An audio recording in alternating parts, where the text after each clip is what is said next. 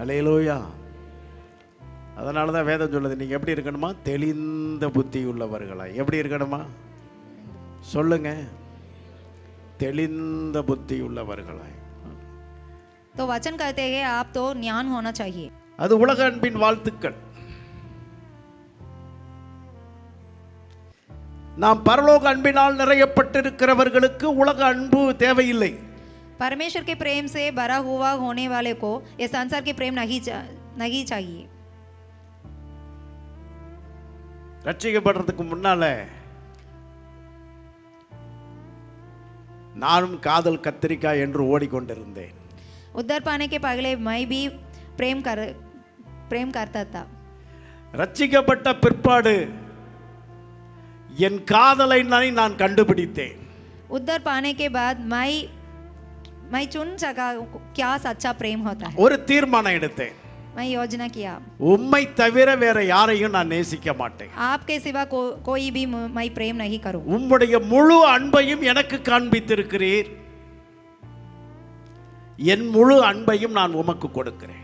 मैं कहा परमेश्वर के पास आप पूरा प्रेम मुझ पर दिया और मैं पूरा प्रेम आपको देना ஆனா चाहता. அதுக்கு முன்னால ஓடிக்கிட்டு இருந்தேன். पर उसके पगले मैं तो भाग जाता है ये संसार में. ஸ்தோத்திரம். முன் காத்துக்கொள்வது நல்லது. வந்த பிறகு காக்கணும்னு நினைக்கிறது ரொம்ப கஷ்டம். நான் முன்னாலேயே கேட்டிருக்கலாம், நான் முன்னாலேயே யோசிச்சிருக்கலாம், நான் முன்னாலேயே நல்ல தீர்மானம் எடுத்திருக்கலாம். நம்ம தேவனுடைய சமூகத்திற்கு வந்த பிற்பாடு நம்மை முழுவதுமாய் சொல்லுவாங்க, ஒரு புது கேம் ஆடுவதற்கு ஆயத்தமாக வேண்டும். முழுவதும் இந்த ஆட்டத்தை குலைத்து ஒரு புதிய வாழ்க்கைக்குள்ளாக நம்மை செலுத்த வேண்டும். हम उद्धार पाने के बाद यह सभा में क्या होता है, हमारे जीवन में नया जीवन उत्पन्न होता है.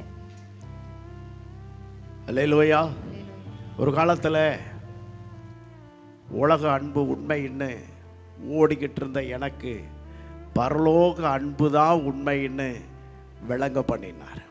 एक दिन मैं इस संसार के प्रेम के पीछे भाग जाता था, पर परमेश्वर क्या किया, यह परमेश्वर के प्रेम ही सच्चा प्रेम मुझे जाना किया.